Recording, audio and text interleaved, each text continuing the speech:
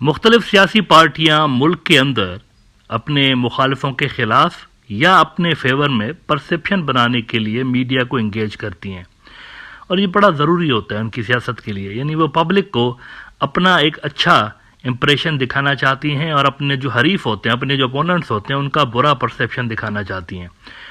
यही सब कुछ आलमी सियासत के अंदर भी होता है। मुख्तलिफ मुल्क ऐसे होते हैं जो कि अपने लिए एक फेवरेबल परसेप्शन दुनिया के अंदर क्रिएट करने की कोशिश करते हैं, और इस हवाले से वो मीडिया को भी इस्तेमाल करते हैं, और यही चीज़ वो अपने विरोधियों के ख़िलाफ़ भी कर रहे होते हैं ताकि उनका जो परसेप्शन है दुनिया के अंदर वो नेगेटिव रहे।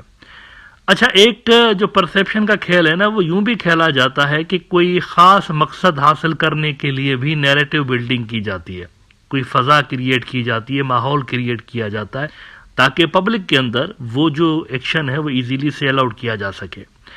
बांग्लादेश के हवाले से इंडिया के अंदर लंबे अरसे से लेकर एक नैरेटिव बिल्डिंग की कोशिश की जा रही है, और वो नैरेटिव बिल्डिंग की कोशिशें बेसिकली इंडिया के अंदर जो हिंदुत्व की जमातें हैं वो कर रही होती हैं। और वो नैरेटिव ये है कि बांग्लादेशी बहुत बड़ी तादाद में घुस के आते हैं इंडिया के अंदर। रिसेंटली इंडिया की रियासत आसाम के चीफ मिनिस्टर हिमांता बिस्वा शर्मा ने एक बड़ा बयान दिया है जिसको केयरफुली रीड करने की ज़रूरत है।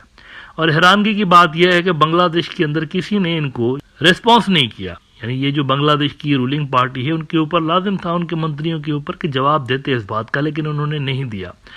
जब आप जवाब नहीं देते हैं ना तो परसेप्शन गहरा होता चला जाता है, आपका नैरेटिव पिट रहा होता है इंटरनेशनल लेवल पर, और दुनिया उसी को सच समझती है जो कि नैरेटिव आपका विरोधी फैला रहा होता है। हिमांता बिस्वा शर्मा ने एक बड़ा बयान दिया है, वो मैं ज़रा आपको दिखाना चाहूँगा। ये बड़ा डीप बयान है, इसको समझने की ज़रूरत है असल में कि ये करना क्या चाहता है। इंडिया टुडे के अंदर इनका ये स्टेटमेंट छपा है कि 1.25 crore Bangladeshis infiltrated Assam in last 40 years, Assam Chief Minister Hemanta Biswa Sarma on May 15 expressed deep concern over the persistent issue of illegal immigration from Bangladesh into the state। तो ये एक बहुत बड़ा उन्होंने बयान दिया है और इसको केयरफुली रीड करने की ज़रूरत है, इसको समझने की ज़रूरत है कि वो ये क्यों बोल रहे हैं, ऐसा क्यों बोल रहे हैं। और ये जो नंबर्स बता रहे हैं ना, इनमें भी बड़ा माना छुपा हुआ है, मीनिंगफुल नंबर्स बता रहे हैं। कहते हैं कि when infiltration from Bangladesh started 40 years ago, यानी ये 1980s की बात कर रहे हैं कि 1980s में इन्फिल्ट्रेशन स्टार्ट हुई थी। When infiltration from Bangladesh started 40 years ago, Congress was the ruling party. They did not realize what the outcome of this infiltration would be 40 years later. Today, the number of infiltrators from Bangladesh in Assam is 1.25 crore. This issue cannot be resolved with a mere statement. It has become a serious problem and the Assamese people have lost their identity. That's why I am asking the people of Jharkhand not to make the same mistake as Assam and West Bengal. Do not let Rohingya infiltrate your state, the chief minister said. यानी वो कह रहे हैं कि बांग्लादेश से Rohingya और दीगर लोग जो है वो यहाँ पर बड़ी तादाद में आए और यहाँ पे अब 1.25 करोड़ की तादाद में बांग्लादेशी रहते हैं। अब अगर आप इनके इस क्लेम को देखें ना, 1 करोड़ 25 लाख लोगों का यहाँ पर आना, तो आसाम की टोटल पॉपुलेशन कितनी है?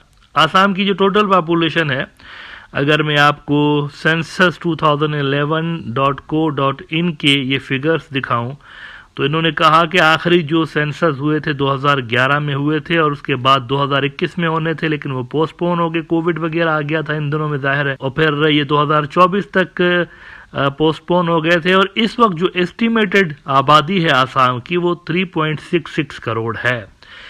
अब अगर आप 1.25 करोड़ जो कि ये कह रहे हैं बिस्वा शर्मा, इसको आप परसेंटेज निकालें 3.66 करोड़ से, तो ये बनती है कोई 34%, यानी 34% जो आसाम के लोग हैं वो गैर मुल्की हैं, इन्फिल्ट्रेटर्स हैं। अब आप ज़रा शॉक के लिए तैयार हो जाएं। ये जो 34% की फिगर मैंने कहा ना शुरू में, ये जो नंबर्स बता रहे हैं ना, ये बड़े मीनिंगफुल और शरारत से भरपूर, कॉन्स्पिरेसी से भरपूर नंबर बता रहे हैं।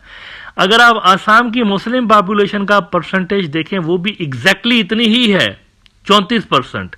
यानी ये असल में नैरेटिव बिल्ड करने की कोशिश कर रहे हैं बिस्वा शर्मा बेशर्मी के साथ कि ये जो 34% मुसलमान हैं सारे के सारे इन्फिल्ट्रेटर्स हैं, सारे के सारे बांग्लादेशी हैं। भाई बांग्लादेश के अंदर मुसलमान पॉपुलेशन है ना, उधर से हिंदू बरादरी तो इतनी ज़्यादा वहाँ पर नहीं है।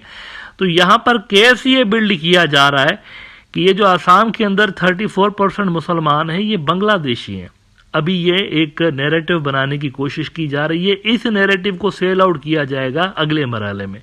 जब ये जीत के आएंगे तो एनआरसी सीएए पहले से ही इन्होंने पास किया हुआ है और उसके अगले फेज़ में, मतलब ये पहला फेज़ अभी इन्होंने किया हुआ है ना, इस फेज़ में तो वो बाहर के जो मुल्कों से आए हुए लोग हैं उनको नेशनलिटी देंगे। लेकिन इसका जो अगला फेज़ होगा, जो एनआरसी का फेज़ होगा, फिलहाल तो सीएए इम्प्लीमेंट कर रहे हैं ना, सिटीजनशिप अमेंडमेंट एक्ट, लेकिन जो एनआरसी वाला फेज़ होगा उसमें गैर मुल्कियों को वापस भेजने के हवाले से स्ट्रेटजी बनाई जाएगी। और ये डिक्लेयर्ड पॉलिसी है, आसाम के अंदर डिक्लेयर्ड पॉलिसी है। पहले ही आसाम ने बड़ी तादाद में अपने लोग यहाँ पर एनआरसी से निकाले हुए हैं। पहली स्टेट थी गालिबन इंडिया की जिसने ये काम किया था। स्क्रॉल की अगर आप खबर देखें तो वो कहते हैं कि 7 lakh Muslims among the 19 lakh left out of Assam NRC, says CM Hemant Sharma. 3 lakh to 6 lakh of those excluded from the register could apply for citizenship under the CAA, the chief minister said। यानी कि ये जो 19 लाख लोग इन्होंने निकाले थे, इसमें जो नॉन मुस्लिम है वो CAA के जरिए दोबारा से शहरी बन जाएंगे आसाम के। लेकिन जो मुसलमान है 7 लाख, उनकी कोई जगह नहीं होगी क्योंकि CAA के अंदर उनका नाम नहीं है कि मुसलमान सिटीजनशिप ले सकता है इंडिया के। लिहाजा इनके हवाले से जो बिस्वा शर्मा और बीजेपी के प्लान हैं उसके लिए मैं आपको ढाका ट्रिब्यून की कुछ अर्सा पहले की ये स्टोरी दिखाऊंगा कि वो ये बंदे कहाँ करेंगे 7 लाख लोग, और मजीद भी इसमें जाहिर सी बात है ऐड होंगे। ये कह रहे हैं ना 1.25 करोड़ इलीगल है, तो सिस्टमेटिक वापसी होगी सारों की, और ये वापसी कहाँ होगी? बांग्लादेश। ढाका ट्रिब्यून का आप जरा कुछ अर्सा पहले का ये स्टोरी देख लीजिए कि Assam NRC, Bangladesh has to be convinced to take back its citizens। ये आपके हैं, इनको वापस लीजिए।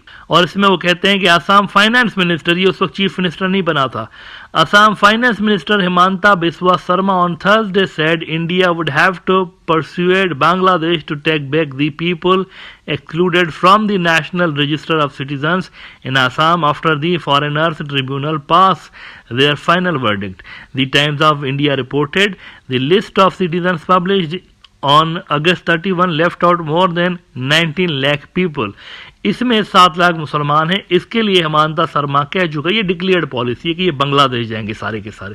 तो grand objective is to send back all these 1.25 crore Muslims of Assam towards Bangladesh. ये एक डिक्लेयर्ड एजेंडा है, कोई ढकी छुपी बात नहीं कर रहा हूँ, डिक्लेयर्ड। ये खुद आप देख सकते हैं कि इन्होंने अपनी स्पीचेस के अंदर ये कन्फेस किया हुआ है कि सारों को बांग्लादेश भेजेंगे और बांग्लादेश को ये लेने पड़ेंगे, उनको कन्विंस करना पड़ेगा हमें। तो ये नैरेटिव है नाजरीन। इस नैरेटिव को डाइल्यूट करने के लिए काउंटर नैरेटिव क्रिएट करना बांग्लादेश का काम है, जो कि अनफॉर्चुनेटली नहीं हो रहा। बांग्लादेश की सरकार को हेमंता शर्मा की जो बकवास है इस तरह की, उस पर शट अप कॉल देनी चाहिए उनको कि ये कहाँ पे हमारे सिटीजन हो गए भाई, ये तो आपके इंडिजीनियस लोग हैं, प्रूफ दिखाएं कि ये हमारे सिटीजन्स हैं।